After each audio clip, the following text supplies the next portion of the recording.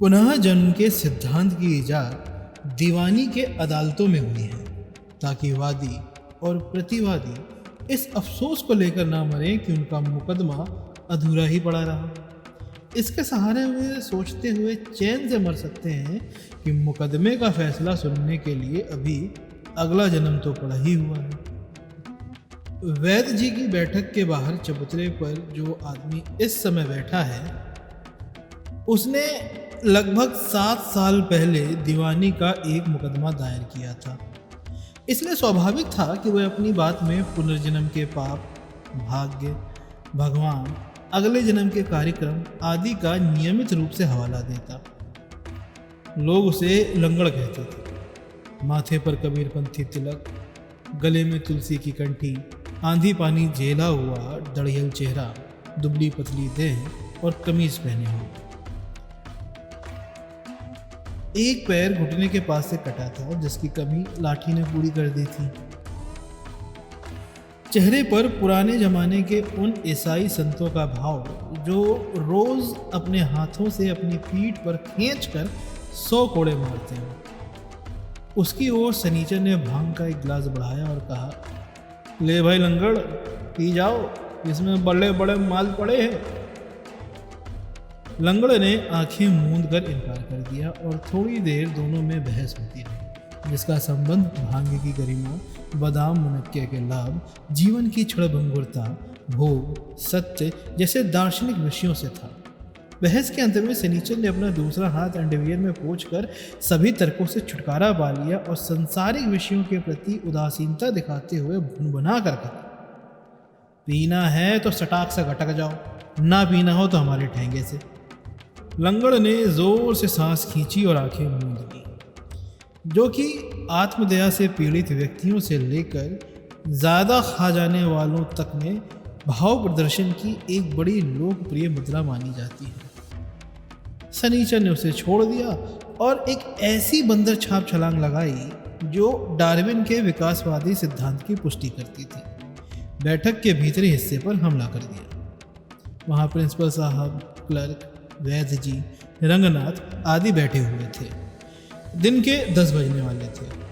सनीचर ने भांग का गिलास अब प्रिंसिपल साहब की ओर बढ़ाया और वही बात कही, पी जाइए मास्टर साहब, इसमें बड़े बड़े माल हैं। प्रिंसिपल साहब ने वैद्य जी से कहा, कॉलेज का काम छोड़कर आया हूँ, इसे शाम के लिए रखा जाए। वैद्य जी ने इसने पूर्वक कहा, अरे संध्या काल में पुनः पी लीजिएगा। कॉलेज छोड़कर आया हूँ। वे फिर बोले, रुपन बाबू कॉलेज जाने के लिए तैयार होकर निकले। रोज की तरह कंधे पर पड़ा हुआ धोती का छोर, बुरशट जो उनकी फिलॉसफी के अनुसार मैली हो जाने के बावजूद कीमती होने के कारण पहनी जा सकती थी। इस समय पान खा लिया था और बाल सवार हो लिए थे। हाथ में एक मोटी सी किताब जो खास तौर पर नागरिक शास्त्र के घंटे में पढ़ी जाती थी और जिसका नाम जेबी जासूस था। जेब में 2 फाउंटेन पेन, एक लाल और एक नीली स्याही का, दोनों बिना स्याही के। कलाई में घड़ी जो सिद्ध करती थी कि जो जुआ खेलता था उसे घड़ी तक रेहन हो जाती है और जो जुआड़ियों के माल रेहन रखता है उसे कीमती घड़ी 10 रुपये तक में मिल जाती है। रुपन बाबू प्रिंसिपल साहब की बात बाहर निकलते निकलते सुन ली और वे वहीं से बोले, कॉलेज तो आप हमेशा ही छोड़ते रहते हैं, वह तो कॉलेज है जो आपको नहीं छोड़ता। प्रिंसिपल साहब झेपे, इसलिए हंसे और जोर से बोले, रुपन बाबू बात पक्के कहते हैं। सनीचर ने उछलकर उनकी कलाई पकड़ ली, किलकिला कर कहा, तो लीजिए इसी बात पर, चढ़ा जाइए एक गिलास।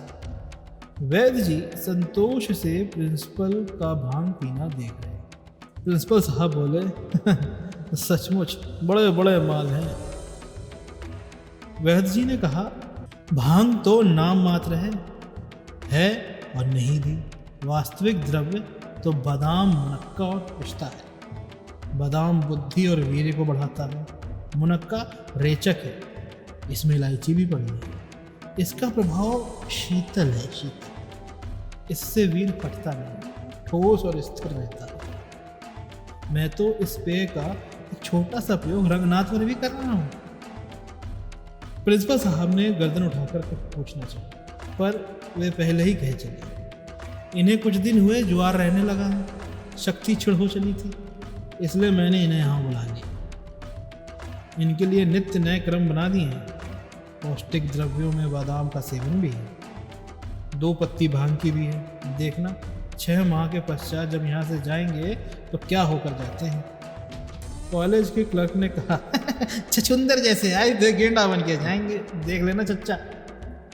जब भी क्लर्क वैद्य जी को चच्चा कहता था, प्रिंसिपल साहब को अफसोस होता था कि वे उन्हें अपना बाप नहीं कह पाते। उनका चेहरा उदास हो गया, वे सामने पड़ी हुई फाइलें उलटने लगे।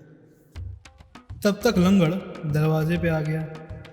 शास्त्रों में शूद्रों के लिए जिस आचरण का विधान है, उसके अनुसार चौखट पर मुर्गा बनकर उसने वैद्य जी को प्रणाम किया।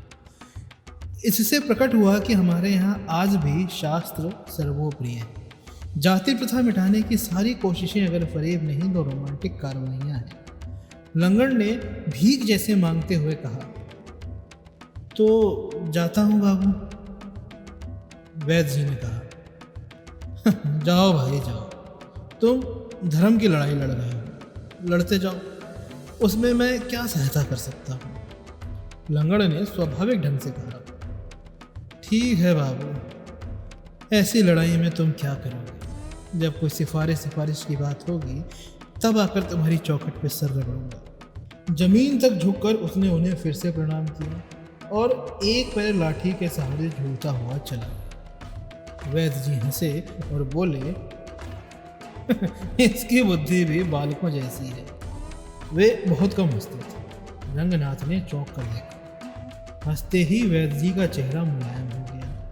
एक आचरणवान महापुरुष की जगह वे बच्चलन जैसे दिखने लगे। रंगनाथ ने पूछा, ये कैसी लड़ाई लड़ रहा है। प्रिंसिपल साहब सामने फैली हुई फाइलें और चेक बुकें, जिनकी आड़ में वे कभी कभी यहाँ सवेरे भांग पीने आते थे, समेटने लगे थे। हाथ रोककर बोले,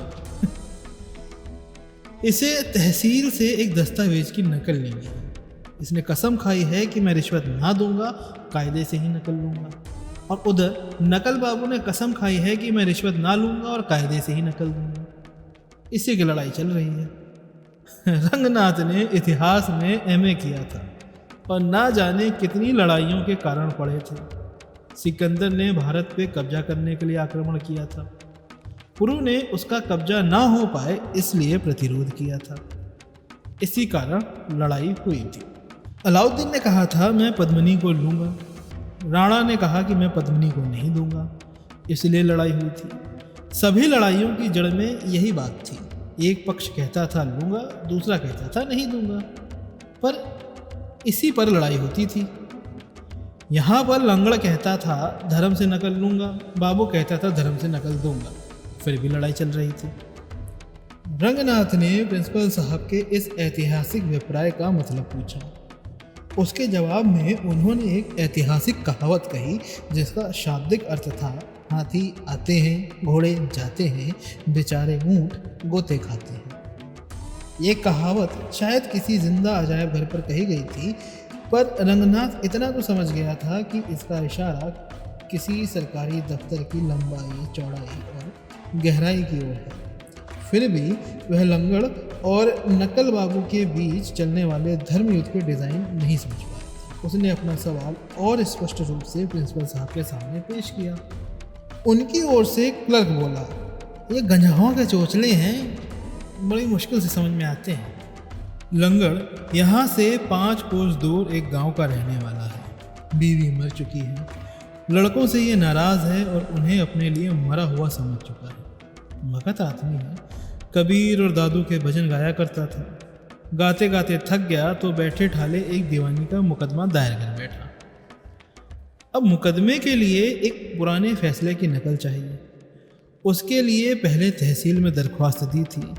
दरख्वास्त में कुछ कमी रह गई, इसलिए खारिज हो गई। इस पर इसने दूसरी दरख्वास्त दी। कुछ दिन हुए ये तहसील की नकल लेने गया। अब नकल निवासी चिड़ी मार निकला। उसने 5 रुपये मांगे। लंगड़ा बोला कि रेट 2 रुपये का है। इसी पर बहस हो गई। 2-4 वकील वहीं खड़े थे। उन्होंने पहले नकल निवासी से कहा कि भाई 2 रुपए में ही मान जाओ, बेचारा लंगड़ा है, नकल लेकर तुम्हारे ही गुण गाएगा। पर वह अपनी बात से बाल बराबर भी नहीं खिसका, एकदम मर्द बन गया और बोला कि मर्द की बात एक सी होती है, जो कह दिया वही लूँगा। तब वकीलों ने लंगड़ को समझाया, बोले कि नकल बाबू भी घर गृहस्थी वाला आदमी है, लड़कियां बिहानी हैं, इसलिए रेट बढ़ा दिया है, मान जाओ और 5 रुपये दे दो। वह भी हट गया, बोला यही होता है, तनख्वाह तो दारू और कालिया में खर्च कर देते हैं और लड़कियां बिहाने के लिए घूस लेते हैं। नक्कल बाबू हो गया, गुर्रा कर बोला कि जाओ, हम इसी बात पर घूस नहीं लेंगे, जो कुछ करना होगा कायदे से ही करेंगे। वकीलों ने बहुत समझाया, ऐसी बात नहीं है, लंगड़ भगत आदमी है, उसकी बात का बुरा ना मानो। और उसका गुस्सा एक बार चढ़ा तो नहीं उतरा। अब सच तो यह है रंगनाथ बाबू की लंगड़ ने गलत नहीं कहा। इस देश में लड़की बहना भी चोरी करने का बहाना हो गया है। एक रिश्वत लेता है तो दूसरा कहता है कि क्या करेगा, चल बड़ा खानदान है, लड़कियां ब्याह में। सारी बदमाशी का तोड़ लड़कियों के ब्याह पर ही होता है। जो भी हो, लंगड़ और नक्कल बाबू में बड़ी हुज्जत है। अब घूस के मामले में बात बात पे हुज्जत होती है। पहले सदा काम होता था, पुराने आदमी बात के पक्के होते थे, 1 रुपया टिका दो, दूसरे दिन निकल तैयार। अब ये नए नए लड़के दफ्तर में घुसाए हैं और लेन देन का रेट बिगाड़ते हैं। इन्हीं की देखा देखी पुराने आदमी भी मनमानी करते हैं। अब रिश्वत देना और रिश्वत का लेना दोनों बड़े झंझट के काम हो गए हैं। लंगड़ को भी गुस्सा आया। उसने अपनी कंठी छूकर कहा कि जाओ बाबू, तुम कायदे से ही काम करोगे तो हम भी कायदे से ही काम करेंगे। अब तुमको एक कौड़ी ना मिलेगी, हमने दरख्वास्त लगा दी है, कभी ना कभी तो नंबर आएगा।